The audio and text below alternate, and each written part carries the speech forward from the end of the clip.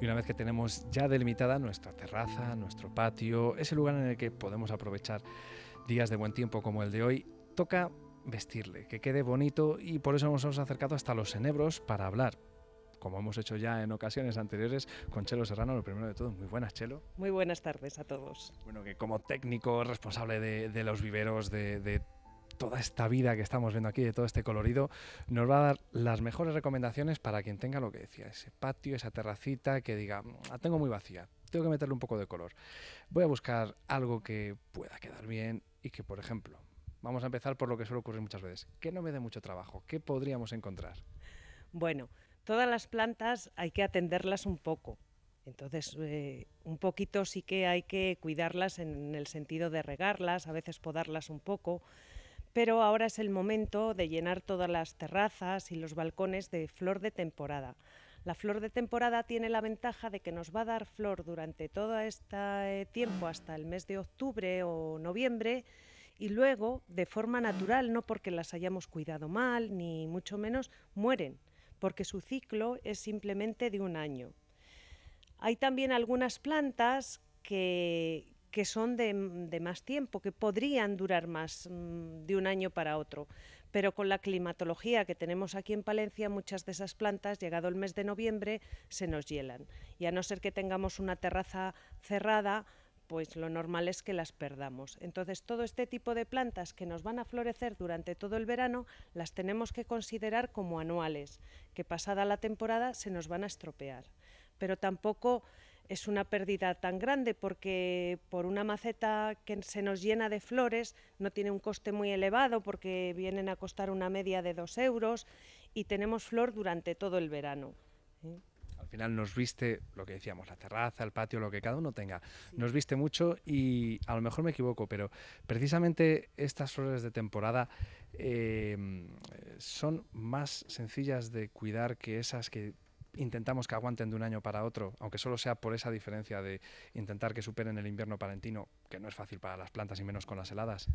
Bueno, quizás sean las más fáciles de cuidar. El único cuidado que hay que tener con muchas de ellas es los pulgones. Cuando llegan las temperaturas altas, Se empieza a fomentar la aparición de plagas. la El pulgón aparición. quizás es la más habitual. Eso es, el pulgón es la más habitual, con la que tenemos casi que convivir, y nos afecta a los rosales, nos afecta a las adelfas, afecta a las petunias. Entonces, yo siempre digo que antes de esperar a que la planta esté llenita de pulgones, que ya muchas veces, aunque eches el insecticida más fuerte, no eres capaz de acabar, porque ya ha debilitado tanto la planta que ya no es capaz de recuperarse. En cambio, si antes de que aparezca lo damos a nivel preventivo, con que demos un insecticida mucho más suave, menos tóxico para el medio ambiente, menos perjudicial para nosotros a la hora de aplicarlo, conseguimos muchísimo más que si esperamos a tener las plantas invadidas. O sea, una recomendación que hacemos ya, que es más vale prevenir que curar. Es decir, que tengamos en cuenta que nuestras plantas pueden ser atacadas por diferentes plagas. Quizás las de flor tienen más opciones de recibir esos ataques. Bueno, yo creo que más que las de flor son los brotes tiernos. Cuando están los brotecitos tiernos de las plantas, si uno se fija, en las plantas es donde están todos, sobre todo lo que son insectos chupadores, lo que se llaman insectos chupadores, que se fijan, y claro, el brote tierno es, por un lado, más fácil de atacar por ellos, y por otro lado debe estar más dulce para ellos. Bueno, tenemos el ejemplo que comentaba, las petunias. Aquí vemos un mar de colores diferentes, con muchas opciones, de las que habitualmente tienen más éxito, ¿no? Por lo que ve de otras temporadas, ¿no? Cuéntenos algún ejemplo de algunas de esas plantas que, sobre todo Bueno, pensando en esta época que ya viene con flor. las plantas estrellas en el vivero son el geranio, que puede ser de este tipo, que es el geranio hiedra, que cae, que también lo llaman a veces gitanilla, y las surfinias, que son lo que la gente, para que las llaman petunias colgantes, que a veces vemos en las terrazas, esas terrazas que cuelgan 1 metro las plantas de flor. Se debe simplemente a una plantita como esta, que en un par de meses, que en 15 días la tenemos llena de flor, y en un mes nos ha colgado 30 o 40 centímetros. Bueno, estas son de los ejemplos de lo que comentamos, de temporada, ¿no? Sí, todas estas son de temporada. El geranio hay gente que lo conserva, pero lo tiene que resguardar en una cochera. Si está sin luz se estropea, si no está bien ventilado se puede estropear, o sea que para guardarlo tiene que tener también unas condiciones. Yo siempre digo que el mejor sitio para guardar las plantas que queramos conservar de un año para otro son terrazas cerradas, que estén frías, no hace falta que esté calefactado, pero que sí que tengan luz. Y entonces ese sí que es un sitio apropiado para conservar estas plantas, que aunque no tengan calores tampoco lo necesitan, es simplemente mantenerlas. Bueno, hablamos de, efectivamente, ejemplos de plantas en flor, de las efímeras, de las de un año. Más allá de esa propuesta, hay otras que también suelen triunfar mucho, suelen tener mucho tirón, pero que requieren quizás eso, el intentar un trabajo más continuado para conservar de temporada a temporada. Se me ocurre, por ejemplo, las rosas, los rosales, que también es una de las plantas que, aunque pueda haber modas y haber algunos ejemplares que tengan más tirón que otros, los rosales siguen siendo de los que están, sí, ¿no? En lo alto de la lista. Sí, los rosales sigue siendo, de hecho este año hemos puesto un invernadero nuevo únicamente con rosales y hay una gran variedad de rosales, tanto de los que se llaman paisajismo, que son de flor más pequeñita pero que dan multitud de flores, los rosales que conocemos de toda la vida de flor grande, trepadores, hay un montón de variedades de rosal. El rosal requiere que todos los años por lo menos le podemos una vez de una manera muy fuerte, que es en febrero. A mí me gusta en esta tierra nuestra podarlo en febrero, no antes. ¿Por motivo de temperaturas o...? Efectivamente, por motivo de temperaturas. Si yo le podo muy recientemente en otoño, que hay esas costumbres de podar a veces en otoño, cuando viene un invierno suave el rosal brota y lo que ocurre a continuación es que esos brotes se nos van a helar. Mientras que si yo esa poda la retraso hasta el mes de febrero, ya cuando quiere brotar el rosal ya empieza a haber mejores temperaturas y es más difícil que el rosal se hiele y tenga que salir de ese estrés que ha sufrido la planta al helarse todos los brotes para recuperarse de nuevo. Esa es la razón por la que me gusta que se poden en febrero. Yo recomiendo podar en febrero. Y luego hay otra poda que no se suele hacer en el rosal, que es a finales de julio o agosto, cuando ya ha vegetado, nos ha dado una primera floración muy abundante. Es el momento, y el rosal empieza a decaer por el exceso de calor, es el momento de darle una poda un poco más suave para luego en septiembre y en octubre tenerle otra vez lleno de flores. Yo, será por ignorancia, pero catalogaba el rosal siempre como una de esas plantas difíciles, que para que conseguir, por decirlo de alguna manera, para conseguir esas rosas que uno las ve a distancia y las huele, había que ser muy manitas o muy mañoso. No. Vamos a ver, el rosal no hace falta ser mañoso, es simplemente la variedad, el patrón y la variedad que tiene. Hay rosales perfumados y hay otros rosales que no son perfumados. Y luego todos los rosales que se venden aquí en el vivero son injertados. Y dependiendo de cómo sea el injerto y de cómo sea esa variedad, el rosal va a ser de una calidad u otra. ¿Sabes? En el mercado hay un montón de rosales, todo el mundo vende rosales, desde los chinos, en los hipermercados, en todos los sitios se venden. Pero nosotros hemos optado por traer un rosal de calidad, con un buen injerto, con unas variedades patentadas, la mayoría de ellas, y que son, en la mayoría, luego si queréis lo vemos, son variedades perfumadas. No tienen un perfume muy acentuado algunas de ellas, pero todas o casi todas son perfumadas. Bueno, y estamos hablando mucho de flor, pero también habrá quien quiera simplemente plantar incluso un árbol, pero algo que no sea necesariamente con colorido, sino simplemente que sea el verde de la planta en sí. No sé si vemos el ejemplo de plantas, árboles, muchas opciones, ¿no? Sí. Al final aquí también van a poder encontrar de todo eso y más, si cabe. Sí, hay una gran colección, una extensa colección de arbustos que florecen un periodo limitado de tiempo. Pueden ser de floración primaveral o pueden ser de floración de final del verano o del otoño. Y y no sobrepasan, no suelen sobrepasar de los 2 metros de altura, se les puede mantener incluso a 1 metro, una cosa así. Y de esos les hay que son de hoja perenne y les hay que son de hoja caduca, que en invierno quedan pelados. Para nuestras condiciones, los que mejor aguantan son los que son de hoja caduca, porque en invierno están como hibernando, ¿eh?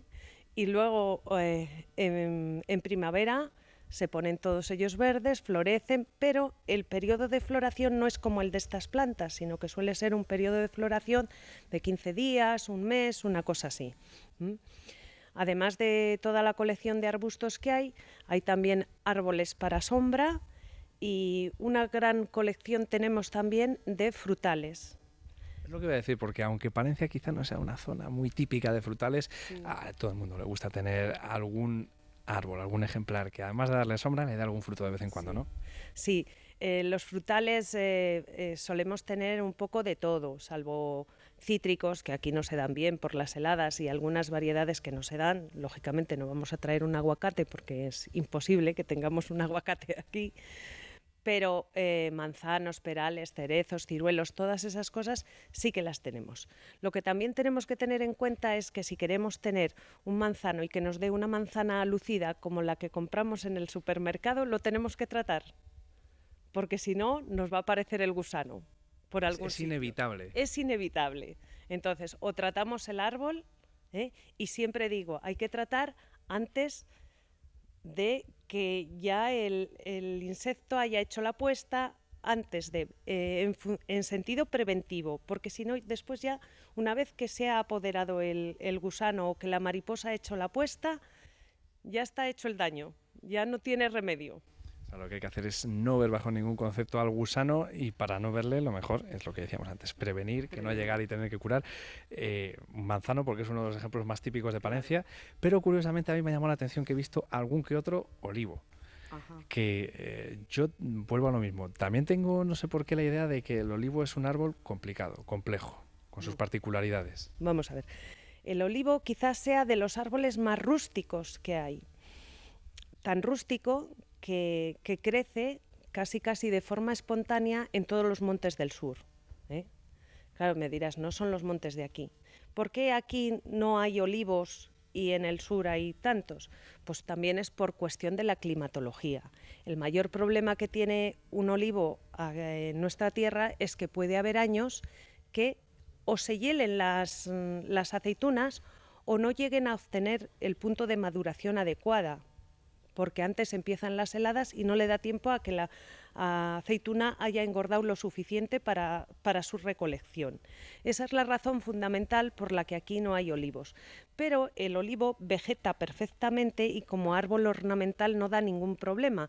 Es muy rústico, no da ningún tipo de problemas de raíz, porque al ser las raíces de los árboles son proporcionales de alguna forma al porte que tienen. Entonces, como no es un árbol que se extiende mucho de copa, tampoco se van a extender en demasía sus raíces y nunca nos va a dar ningún problema de ese tipo, que hay algunas frondosas que decimos, una frondosa de sombra y de crecimiento rápido. Cuanto más rápido es el crecimiento, también es más rápido el crecimiento de las raíces.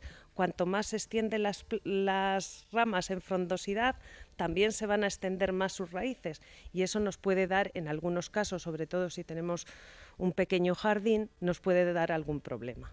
Bueno, habrá que tenerlo en cuenta. Nuestros espectadores también les vamos a recordar que estamos hablando de embellecer el patio, el jardín, la terraza con flores.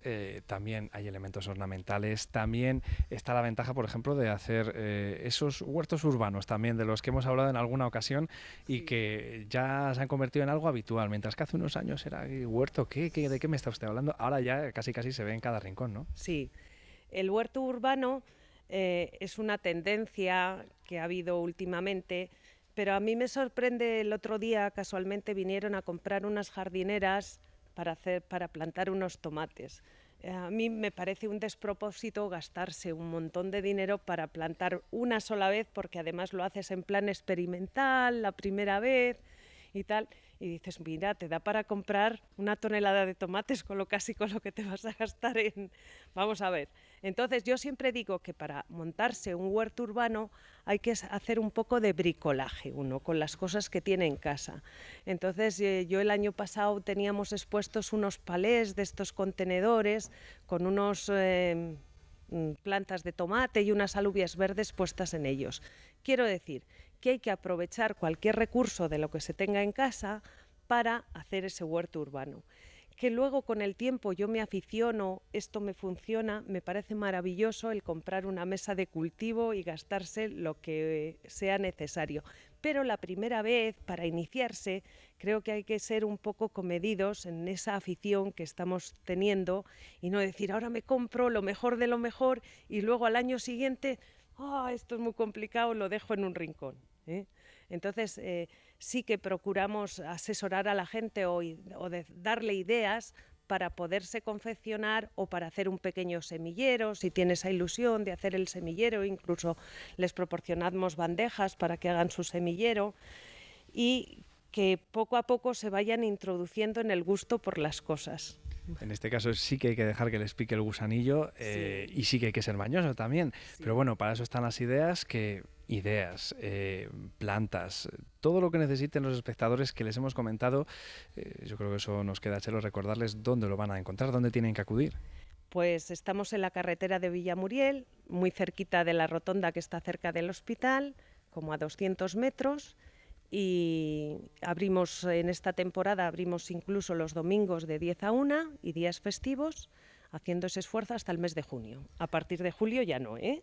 Vamos a recordar ese esfuerzo que se hace porque precisamente es la mejor época ahora para empezar con esa aventura del huerto o el jardín.